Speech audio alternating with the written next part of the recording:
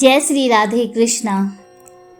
इस वीडियो में आज मैं आपको देवशयनी एकादशी व्रत की कथा का श्रवण कराने जा रही हूँ।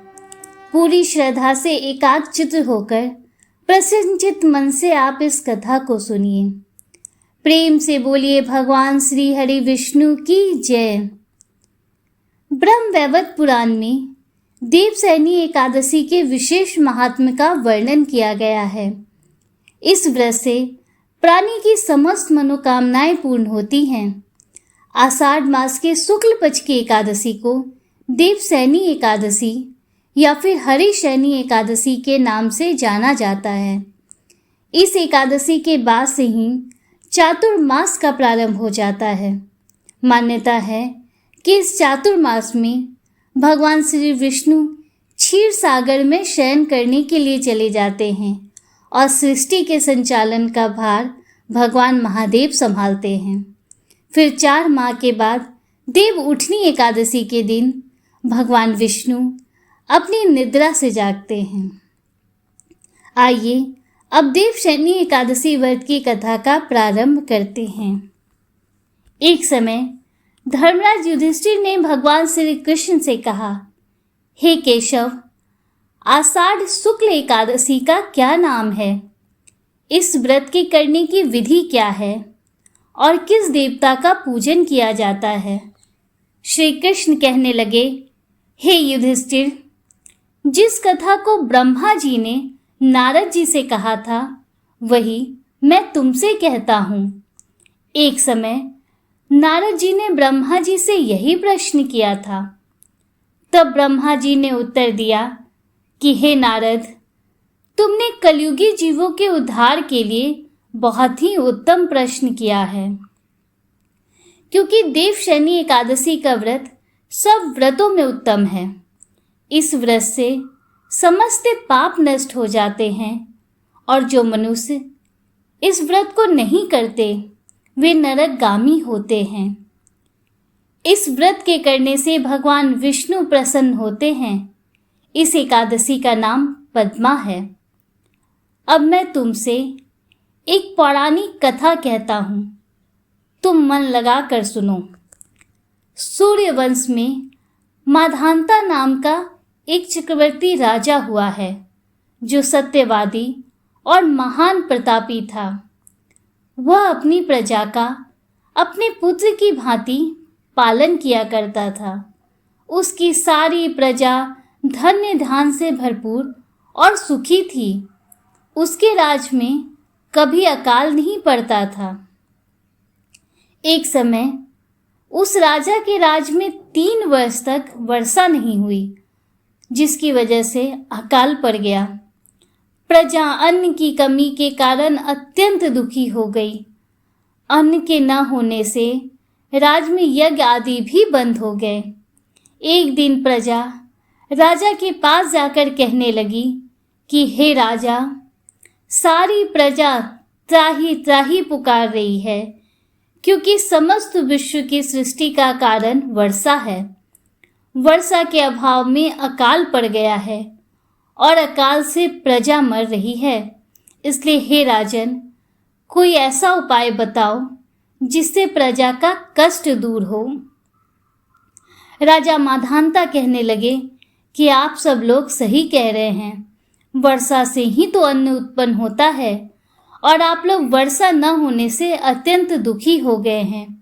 मैं आप लोगों के दुखों को समझता हूँ। ऐसा कहकर राजा को सेना साथ लेकर वन की तरफ चल दिया।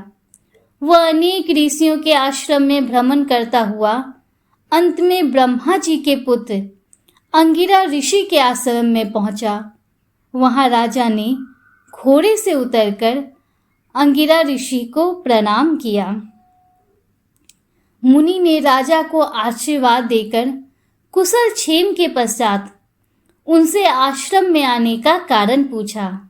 राजा ने हाथ जोड़कर विनीत भाव से कहा, हे भगवन, सब प्रकार से धर्म पालन करने पर भी मेरे राज में अकाल पड़ गया है। इससे प्रजा अत्यंत दुखी है। राजा के पापों के प्रभाव से ही प्रजा को कष्ट होता है। ऐसा शास्त्रों में कहा है।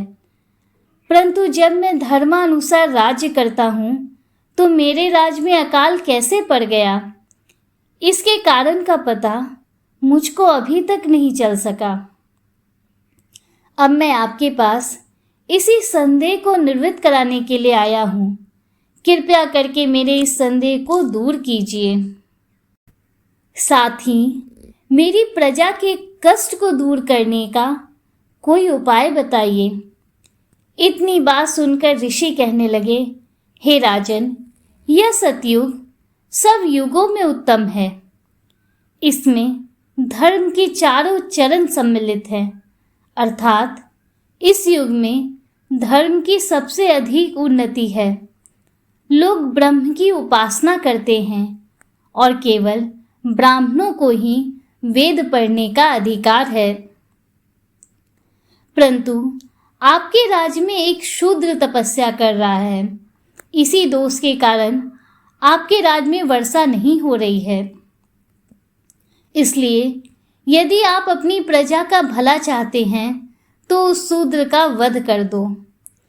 इस पर राजा कहने लगा, महाराज, मैं उस निरपराध तपस्या करने वाले शूद्र को किस तरह मार सकता हूँ? आप इस दोष से छूटने का कोई दूसरा उपाय बताइए। तब ऋषि कहने लगे, हे राजन, यदि तुम अन्य उपाय जानना चाहते हो तो सुनो। आषाढ़ मास के शुक्ल पक्ष की पद्मा नाम की एकादशी का विधि पूर्वक व्रत करो। व्रत के प्रभाव से तुम्हारे राज्य में वर्षा होगी और प्रजा सुख प्राप्त करेगी, क्योंकि इस एकादशी का व्रत सभी सिद्धियों को देने वाला है और समस्त उपद्रवों को नाश करने वाला है। इस एकादशी का व्रत तुम प्रजा, सेवक तथा मंत्रियों सहित करो। मुनि के इस वचन को सुनकर राजा अपने नगर को वापस आया और उसने विधि पूर्वक पद्मा एकादशी का व्रत किया। उस व्रत के प्रभाव से वर्षा हुई और प्रजा को सुख पहुंचा। अतः इस मास की एकादशी का व्रत सभी मनुष्यों को करना चाहिए। यह व्रत इस लोक में भोग और परलोक में मुक्ति देने वाला है। इस व्रत को करने और कथा को पढ़ने या सुनने से मनुष्य के समस्त पाप नाश को प्राप्त हो जाते हैं। प्रेम से बोलिए भगवान श्री हरि विष्णु की जय, लक्ष्मी माता की जय। दोस्तों, उम्मीद करती हूँ कि देवशयनी एकादशी की व्रत कथा आपको पसंद आई होगी और वीडियो आपको अच्छा लगा होगा। अगर वीडियो आपको अच्छा लगा है तो वीडियो को लाइक कीजिए, दूसरों के साथ शेयर कीजिए, कमेंट में हर हर महादेव, जय श्री राधे कृष्णा जरूर लिखिए। अगर आप हमारे चैनल पर पहली बार आए हैं तो चैनल को सब्सक्राइब कीजिए, बेल आइकन जरूर प्रेस कीजिए, जिससे आगे भी आपको ऐसी ही रोचक जानकारियाँ मिलती रहें। मिलते हैं आपसे अगले वीडियो में, तब तक के लिए हर हर महादेव, जय श्री राधे कृष्णा, राधे राधे।